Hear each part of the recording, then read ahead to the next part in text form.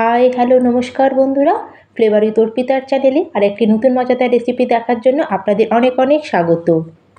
আপনারা তো সোয়াবিন অনেক রকমভাবে বানিয়ে থাকেন, কিন্তু আজকে আমি সোয়াবিনের একদম অন্য ধরনের একটা রেসিপি নিয়ে চলে এসেছি, যেটা খেতে খুবই দুর্দান্ত স্বাদের হয়। আর আপনারা একবার যদি বানান দেখবেন বারবার এইভাবে বানাবেন। তাহলে চলুন বন্ধুরা এখানে দেখে নেওয়া যাক। তার জন্য সবার প্রথমে এখানে আমি 1 প্যাকেট সোয়াবিন নিয়ে নিয়েছি মিডিয়াম সাইজে। আর সোয়াবিনের কোয়ান্টিটিটা আপনাদের দরকার অনুযায়ী একটু কম বেশি করে নিতে পারেন। এখন সোয়াবিনের মধ্যে আমি গরম জল দিয়ে এটাকে প্রায় 10 মিনিটের জন্য ভিজিয়ে রাখবো। গরম জল দিলে কি হয়, আমাদের সোয়াবিনগুলো খুব তাড়াতাড়ি ভালো মতো সোক হয়ে যায়, সেজন্য আমি এখানে গরম জলের ব্যবহার করেছি। আপনারা চাইলে নর্মাল জলও এখানে দিতে পারেন। আর এখন এটাকে সাইডে রেখে দেবো, আর আমরা চলে যাব নেক্সট প্রিপারেশনে। আর এখানে একটা প্লেটের মধ্যে আমি 4খানা মিডিয়াম সাইজের পেঁয়াজকে একটু পাতলা পাতলা সরু সরু করে কেটে নিয়েছি। আর এখন আমরা হাতের সাহায্যে পেঁয়াজের যে স্লাইসগুলো আছে এগুলোকে পুরো আমরা খুলে নেবো, তাহলে কি হবে, আমাদের পেঁয়াজগুলো ভাজার সময় খুব সুবিধা হবে। আর এখানে কিন্তু আমাদের পেঁয়াজগুলোকে ভেজে নিতে হবে, তার জন্য গ্যাসে আমি কিছুটা পরিমাণে তেল গরম হতে বসিয়ে দিয়েছিলাম। আর এখানে তেলটা যখন ভালো মতো গরম হয়ে যাবে, আমাদের কেটে রাখা পেঁয়াজগুলোকে আমাদের তেলের মধ্যে দিয়ে দিতে হবে। আর তেলের মধ্যে দেওয়ার পরে এখন আমাদের এটাকে ভালো মতো ফ্রাই করে নিতে হবে। আমরা যেরকম সাধারণত বিরিয়ানির জন্য যেরকম পেঁয়াজের বেরেস্তা তৈরি করি, ঠিক সেরকমই আমাদের এখানে পেঁয়াজের বেরেস্তা মতো তৈরি করতে হবে। আর এখানে পেঁয়াজগুলো ভাজার সময় আমি কিন্তু গ্যাসের ফ্লেমটাকে একদম হাইতে রেখেছি, সেজন্য এটাকে কিন্তু আমাদের এখানে ছাড়া যাবে না, কন্টিনিউ এটাকে আমাদের নাড়াতে হবে, নাহলে কিন্তু পেঁয়াজগুলো পুড়ে যাবে। আর এইভাবে কন্টিনিউ এটাকে নাড়িয়ে আমাদের পেঁয়াজগুলোকে একদম গোল্ডেন ব্রাউন কালার আসা পর্যন্ত ফ্রাই করে নিতে হবে। আর এখানে দেখুন বন্ধুরা, পেঁয়াজের মধ্যে সুন্দর একটা গোল্ডেন কালার চলে এসেছে। আর এর থেকে কিন্তু বেশি এগুলোকে আমরা ভাজবো না, এখন আমরা ভালো করে তেল ঝরিয়ে এগুলোকে বার করে নেব। আর এইভাবে যদি আমরা বার করে নিই, তেলটা কিন্তু খুব ভালো মতো বেরিয়ে যাবে। আর এইভাবে আমাদের ভালো করে পেঁয়াজটাকে তেল ঝরিয়ে এটাকে বার করে নিতে হবে। আর এখন আমরা পেঁয়াজগুলোকে একটা প্লেটের মধ্যে বার করে রেখে দেবো। আর যতক্ষণ আমরা ওদিকে পেঁয়াজ ভাজছিলাম, ততক্ষণ এদিকে আমাদের সোয়াবিনটাও ভালো মতো ভিজে একদম সফট হয়ে গেছে। এখন আমাদের যে সোয়াবিনের মধ্যে যে জলটা আছে, ভালো করে জলটা হাত দিয়ে নিংড়ে আমরা আর একটা প্লেটের মধ্যে এটা নিয়ে নেবো। আর জলটা কিন্তু খুব ভালো করে নিংড়ে নিতে হবে, যাতে সোয়াবিনের মধ্যে একটুকু যেন জল না থাকে। আর এখানে আমি পুরো সোয়াবিনটার জল ভালো করে হাত দিয়ে চিপে বার করে নিয়েছি। এখন আমাদের এই সোয়াবিনগুলোকে পিষে নিতে হবে, তার জন্য এখানে আমি একটা মিক্সিং জার নিয়েছি। আর জারের মধ্যে আমাদের যে সোক করে রাখা সোয়াবিনগুলোকে আমরা দিয়ে এখন এটাকে আমরা পিষে নিয়ে চলে আসবো। আর যতটা একবারে ধরবে ততটা প্রথমে আমি পিষে নিয়ে চলে আসবো, আর দ্বিতীয়বারে আমি বাকিটা পিষে নেবো। আর এটাকে আমাদের এমনি পিষতে হবে, এর মধ্যে কিন্তু কোনো রকম জলের ব্যবহার করা যাবে না। আর পুরো এটাকে আমি একটা বাটির মধ্যে এখন নিয়ে নেবো। আর যতটুকুনি আমার সোয়াবিন বেঁচে ছিল সেগুলোকে আবার আমরা মিক্সিং জারে দিয়ে এটাকে পিষে নিয়ে চলে আসবো। আর এইভাবে পুরো সোয়াবিনটাকে পিষে এখন এটাকে আমরা সাইডে রেখে দেবো। আর আমাদের এই রেসিপির জন্য আমরা একটা মশলা রেডি করে নেবো। আর এই মশলাটা তৈরি করার জন্য এখানে আমরা সেম মিক্সিং জার নিয়ে নিয়েছি, আর তার মধ্যে আমাদের যে ভেজে রাখা বেরেস্তা ছিল তার থেকে অর্ধেকটা আমরা এর মধ্যে অ্যাড করে দেবো। আর যে বাকি যেটুকুনি আছে সেটা আমরা পরে ব্যবহার করব। আর পেঁয়াজটা অ্যাড করার পরে এখন আমরা এর মধ্যে 3-4 কোয়া মতো দিয়ে দিলাম রসুন, 1 ইঞ্চি দিয়ে দিলাম আদার টুকরো। আর ঝালের জন্য এখানে 2খানা আমি কাঁচা লঙ্কা দিলাম। আর তার সাথে এখানে কিছুটা পরিমাণে আমি দিয়ে দিলাম লাল লঙ্কা গুঁড়ো। আর এখানে কিন্তু আমি 2 ধরনেরই লঙ্কার ব্যবহার করেছি, আপনারা যে কোনো একটাও দিতে পারেন। আর তার সাথে এখানে দিয়ে দিলাম আমি 1/2 চামচ মতো গোটা জিরে, 1/2 চামচ দিয়ে দিলাম এখানে হলুদ, আর তার সাথে দিয়ে দিলাম 1/2 চামচ মতো ধনে পাউডার। আর সবার শেষে সোয়াবিনের পরিমাণ অনুযায়ী এখানে আমি নুনটা অ্যাড করলাম। আর এখন এটাকে আমাদের জল ছাড়াই পিষে নিয়ে চলে আসতে হবে। আর এটাকে আমি পিষে নিয়ে চলে এসেছি। এখন যে আমাদের সোয়াবিনটা ছিল, পুরো সোয়াবিনের মধ্যে আমাদের এখন এই মশলাটাকে অ্যাড করে দিতে হবে। আর এরকম করে একবার বানাবেন বন্ধুরা, খেতে কিন্তু খুবই ভালো লাগে। আর পুরো মশলাটাকে সোয়াবিনের মধ্যে দেওয়ার পরে এখন আমরা এর মধ্যে অ্যাড করে দেবো 3 থেকে 4 চামচ মতো বেসন। আর বেসনটা দেবার পরে এখন আমরা হাতের সাহায্যে সব কিছুকে খুব ভালো করে সোয়াবিনের মধ্যে মিশিয়ে নেব। আর খুব ভালো করে এখন আমাদের এটাকে হাত দিয়ে চটকে একটু মিশিয়ে নিতে হবে। আর বন্ধুরা এখানে কিন্তু খুব বেশি বেসনের ব্যবহার করবেন না, কারণ বেসন বেশি অ্যাড করলে আমাদের এখানে বেসনের স্বাদটাই বেশি আসবে আর খেতেও বেশি ভালো লাগবে না, এজন্য এখানে অল্পই বেসন অ্যাড করবেন। আর এইভাবে হাত দিয়ে আমাদের বেসন আর সোয়াবিনটাকে ভালো করে একটু মেখে নিতে হবে। আর এখানে দেখুন বন্ধুরা, সব কিছুকে আমি খুব ভালো করে মিশিয়ে নিয়েছি। আর এখন আমাদের এর থেকে অল্প করে পোর্শন আমরা নেবো আর এর বলস তৈরি করে নেবো। আর বন্ধুরা রেসিপিটা স্কিপ না করে শেষ পর্যন্ত থাকবেন, দেখবেন আপনাদের খুবই ভালো লাগবে। আর এইভাবে সামান্য একটু পোর্শন আমরা নেবো আর এইভাবে একটু বল বানিয়ে নেবো।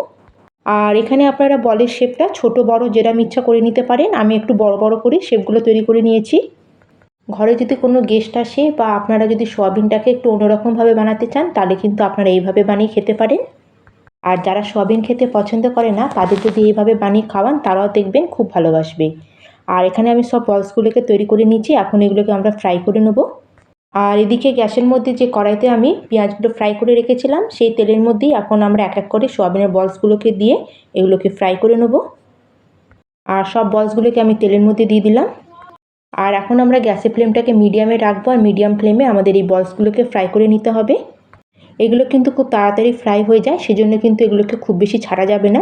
সঙ্গে সঙ্গে কিন্তু আমাদের উল্টে পাল্টে এগুলোকে নাড়িয়ে নিতে হবে, যাতে আমাদের এই বলসগুলো সব দিকটা সমানভাবে ফ্রাই হয়ে যায় আর কালারটা যেন সব দিকে সমান থাকে।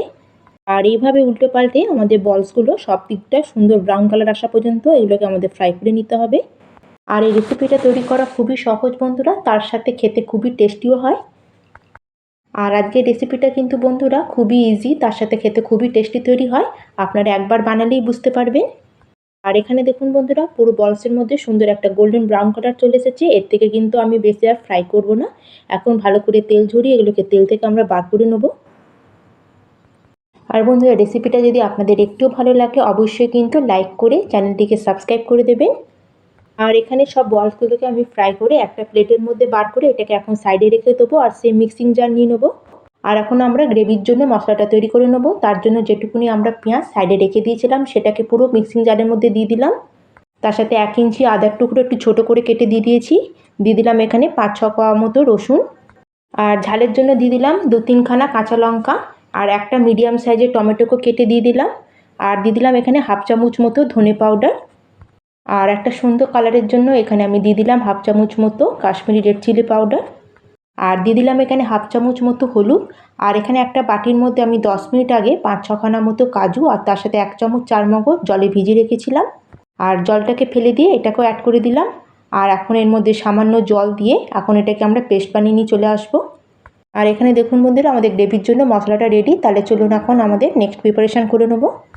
আর এখানে দেখুন বন্ধুরা কড়াইতে আমার পেঁয়াজগুলো আর সোয়াবিনের বলসগুলো ভাজার পরে অনেকটা তেল ছিল, সেই তেলটা আমি কিছুটা পরিমাণে কমিয়ে দিয়েছি। আর যেটুকুনি তেল আছে এতে আমরা গ্রেভিটা তৈরি করে নেবো। তার জন্য তেলটা গরম হলে এতে আমি 1/2 চামচ মতো গোটা জিরে দিয়ে দিলাম।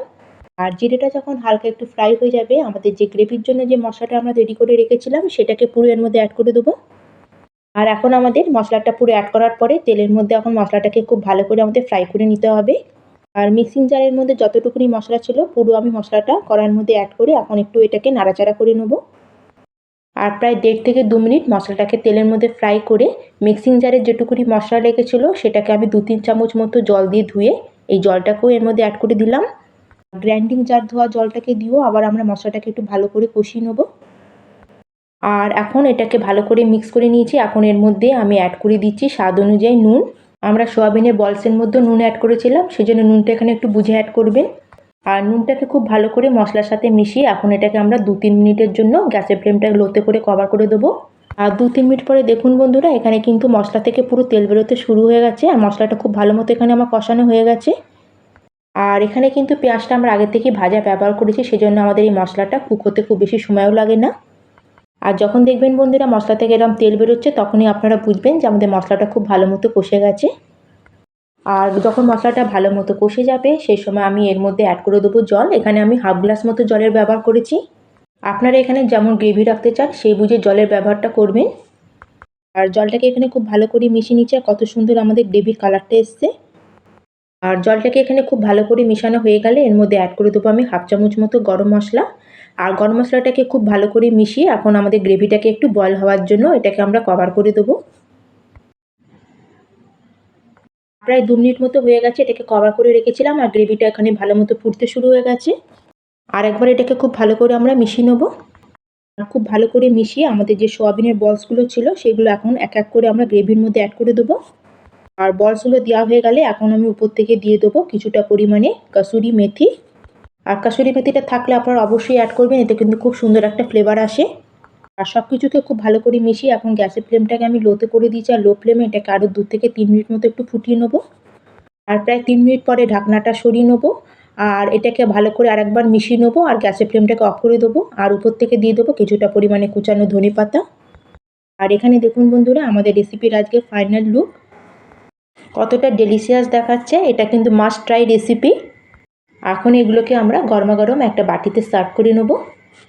তাহলে বন্ধুরা আজকের আমার এই রেসিপি আপনাদের কেমন লাগলো অবশ্যই কিন্তু আমাকে কমেন্ট করে জানাবেন। ভালো লাগলে লাইক করবেন, শেয়ার করবেন। আর চ্যানেলে যদি নতুন হয়ে থাকেন, চ্যানেলটিকে যদি এখনও না সাবস্ক্রাইব করে থাকেন, প্লিজ চ্যানেলটিকে সাবস্ক্রাইব করে দেবেন। আর এই সোয়াবিনের কোপ্তা কারি আপনারা ভাত রুটি দুটো দিয়ে খেতে পারবেন। তাহলে আজকের মতো বন্ধুরা এখানেই শেষ করলাম। আবার চলে আসবো অন্য একটি নতুন রেসিপি নিয়ে। ধন্যবাদ।